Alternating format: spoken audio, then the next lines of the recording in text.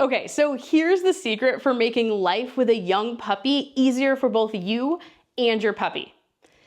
Hi, I'm Laura from Doggy U, and I'm a certified guide dog mobility instructor, service dog trainer, and trick trainer. And in just a few weeks, I'm bringing home a brand new puppy that's gonna be my service dog prospect, sport dog, and general adventure buddy. So today, I'm gonna show you how a professional trainer gets ready to bring a puppy home. I'm also going to outline my strategy for setting a puppy up for success, getting them potty trained super fast, and preventing them from chewing up all my stuff. This strategy minimizes conflict so I can maximize the fun of puppyhood. So let's get started.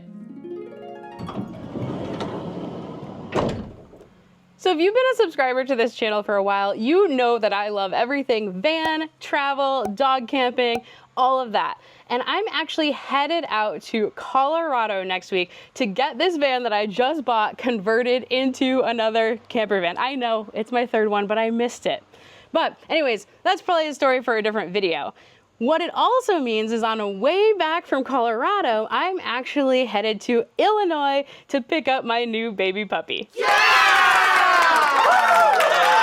I'll actually be hanging out there with the puppies for a few days while I also compete in an elite shed dog competition and hopefully finish up Whip's working shed dog title. So all of that means that when I get back, I'll have an 8.5-week-old puppy in tow, which means that I really need to set up now, get everything all set so that I'm not scrambling when I get back. And that'll make for a more seamless transition. So today we're gonna set up my house in preparation for the puppy together, and I'm gonna give you my best tips so that you can be just as successful with your puppy.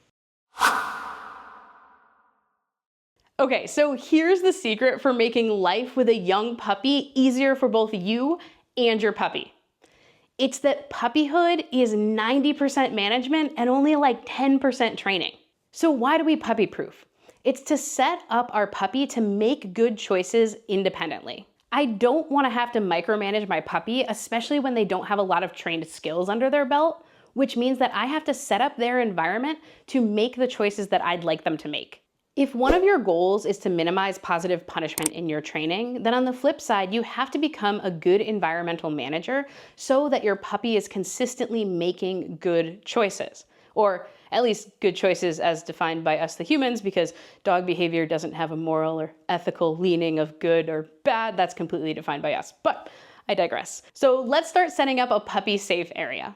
While potty training, my puppy exists in 4 states. They're either tethered to me or next to me at my desk. They're outside with me where going to the bathroom isn't a problem. They're free in the house with my 100% undivided attention after they've gone to the bathroom outside, or they're crated or in their pen.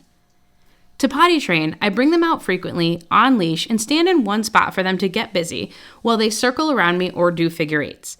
This trains them for future service dog work and to ensure that they go to the bathroom quickly, at which point they get reinforced for going outside on leash, and then they get free time either in the yard or in the house. The free time comes only after they've gone to the bathroom on leash to reinforce fast on-leash potty behaviors, which is crucial for traveling service dogs like mine, especially for plane travel. This strategy is how I've successfully trained many puppies, with typically only 1 to 2 accidents over the entire potty training process. And because I tightly adhere to my potty training plan, I can usually potty train in just a few weeks, making the rest of puppyhood so much less stressful because my puppy doesn't develop bad habits. So, to adhere to this strategy, I need to set up a pen in the house for the puppy to be able to be in when I can't give them my full and undivided attention. I want my puppy's pen to be in a highly trafficked area so they can casually observe my daily activities and be in view of the other dogs as I make slow introductions to my 2 other dogs. I want to use a pen they can't climb, like this one, which I'll link down below for you. And I want to use non-slip flooring to prevent injury.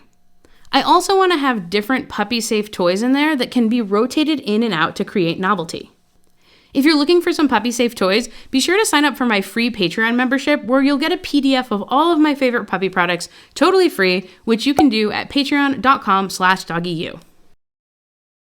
Okay, so now that that's set up, my dogs will have a chance to get used to the new way the living room is set up before puppy comes home, so that when the puppy comes home, the only thing that changes is that there is now a puppy, which will of course change everything, but at least the environment will be the same. And I think the only problem I'm gonna have is that Whip is going to want to steal the puppy's pen. She was already in their crate. All right, so now that we've set up the living room, let's head to the bedroom. Just kidding, went into my bedroom. It's super small and hard to film in, so I'm going to talk about the bedroom in here, and then I will throw some B-roll up so that you can see what my setup is. So transitions can be really hard on puppies as they go from a familiar environment where they have all of their siblings and their mom to a brand new environment with new people and new dogs. Now, I'm fortunate in that my breeder is awesome and she does some crate training before the puppy comes home, which I highly recommend you choose a breeder that's going to start that process for you while your puppy is still in their home environment. And I'm also a big fan of using a crate at night because it helps with potty training and it also minimizes the risk of your puppy ingesting something that they shouldn't. And because it's such a big transition, I want my puppy, at least for the first few weeks, to be nice and close to me. I want them to be able to see me, I want them to be able to feel my presence, and I want to be able to stick a few fingers in the crate to comfort them if they need it. So for me, especially that first week, I'm actually gonna elevate them in their crate right next to my bed so that if they start rustling, I can hear them and take them out to go to the bathroom. Potty training is a huge priority for me the first few weeks my puppy is home because it allows them more access once they're potty trained.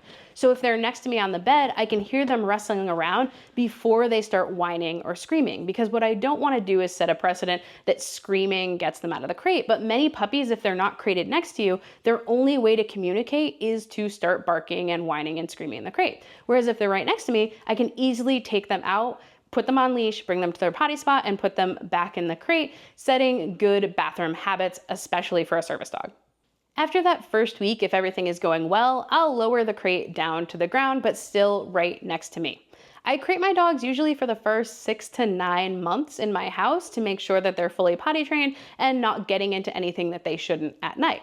Once they're doing well with that, then I'll start gating next to my bed and have them sleep loose in that gated area next to my bed. And then once they've proven that they can do that successfully, then they'll have free reign of the bedroom to sleep wherever they want.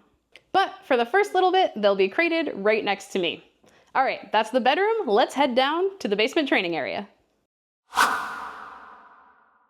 All right, so I am always a fan of working smarter and not harder. And because of that, down here with my desk that has a tangle of wires underneath it, instead of trying to manage and clean up those wires that are gonna be present a lot, especially as I move lighting in and out and all of that, I'm simply going to block off that area so that the puppy can't get to it. And I can use this X Pen to be able to do that.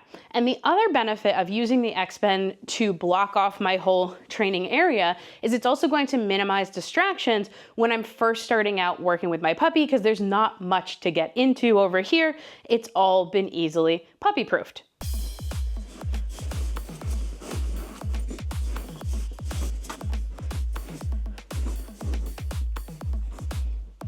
All set to go. Now, while I'm down here, I'm also gonna be setting up my tether. And if you haven't used a tether before, it's basically just a leash that a puppy can't chew through. It's metal, wiry stuff wrapped in plastic, and it's got these clips on either end. And you're going to clip it to itself to wrap it around a table leg. Now, I really love using tethers with young puppies because it starts teaching them something important, which they'll be doing in service dog work, which is relaxing when they're on a short leash. So a lot of times when you're doing service work, you're going to go somewhere and then you're going to have your dog lay down and relax while you do whatever it is you need them to do. Well, we can start training that super young by first exercising them and training them and meeting their potty needs, and then bringing a mat down and having them lay on a mat next to you on tether. I give them something to chew on, a bully stick, something like that, and typically they'll chew on it for a while and then go to sleep. And what we're doing is just conditioning an association that when we're on a short leash, they should relax and fall asleep. And then we translate that out into public. So big fan of practicing tethering once your dog's exercise and mental stimulation needs are met.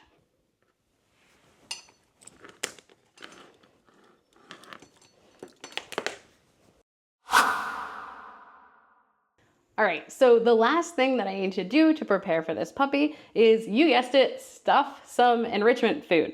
So I'm gonna put my glove on because meat is yucky. And I've got a few of the little topples. So most of the stuff I have is for adult dogs, but I have a few of the small stuff. So I have a little topple, I'll link this down in the description, and a little mini Kong. Now this is going to be much easier for the puppy to get to than this. So I'm gonna show you a trick that I use for stuffing these. And then I also have these little lick mats that you can stick to the side of a crate, which I'm going to fill up because I have to drive this puppy 16 hours home, which is going to be obviously the longest ride this puppy has ever had. So I want to actually have these items with me for the trip home. I have a little freezer that I take along with me in my car, and so I'll be able to keep these frozen and give them to the puppy if they get, bored in the car, which they probably will, because that's a long drive. Though hopefully they'll sleep for most of it. I'm also going to fill up these. These are the little woof balls, so I can just freeze the little balls and then bring the woof toy with me, which saves on space because the freezer I have is super small. So what am I gonna stuff it with?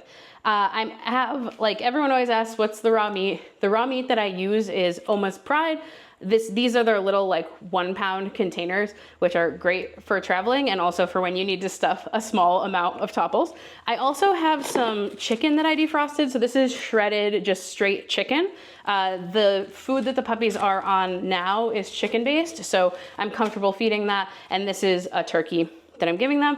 And then I also have a little bone broth butter, and I'm gonna put that on the Kongs and then refreeze that. So it'll have another activity for them to do. So I think I'll have you just watch me while I talk a little bit about why I'm doing this.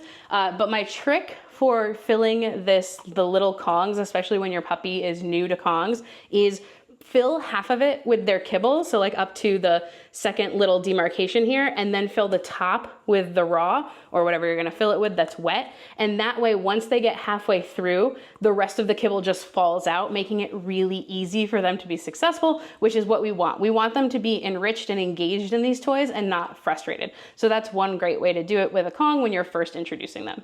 All right, I'm gonna get to stuffing, and I'll talk some more voiceover style. So I use a lot of puzzle toys, both the kind that you stuff with raw or wet food, as well as food puzzle toys for the puppies. The reason I do that is threefold. It helps them learn to solve puzzles when I rotate out my kibble-based toys, which is an incredibly useful skill for teaching independent thinking to service dogs. It gives them mental stimulation as well as oral stimulation, meaning less incidents of them wanting to chew on stuff that I don't want them to chew on. And it also gives me a break, knowing that I can give them their meal in a topple and they'll work on it for 15 to 30 minutes while they also make positive associations with their crate or pen. So if I'm going to be feeding them anyways, and I'm not using that food to get a better behavior through training for that particular meal, I might as well use that food to get a smarter, more calm, fulfilled, and relaxed puppy. So instead of trying to get these filled when I get back, I'm going to go ahead and fill them now so I'm as prepared as possible for puppy's first few days home. And if you're looking to start feeding raw food to your dog or puppy, definitely check out the link to Oma's Pride in my pinned comments. This is the food that I've been feeding my dogs for more than a decade, including my now 15-year-old rescue cattle dog. And it's the only company I partner with because I truly believe in their product. Using code DOGGYU at checkout will get you 30% off of your first order, and a big thanks to those of you who continue to use my code when you order. It really helps out the channel and even helped me buy a new tiny camera that I can use to shoot first-person footage with the new puppy so that I can make better videos for y'all. Much appreciated. All right, time to pop these in the freezer so they're ready to go for the trip. All right, y'all, Whip wanted me to wrap it up because it is too nice outside not to be playing. But while we're out here playing, can you go down to the comments and give me your best puppy advice? Because, I'm sure I missed something and everyone can benefit from what you put in the comments. So if you could put that down there, I'd appreciate it. You all have an awesome day. Come around. And happy training. Woo, good girl. Bring it through. Catch. Oh,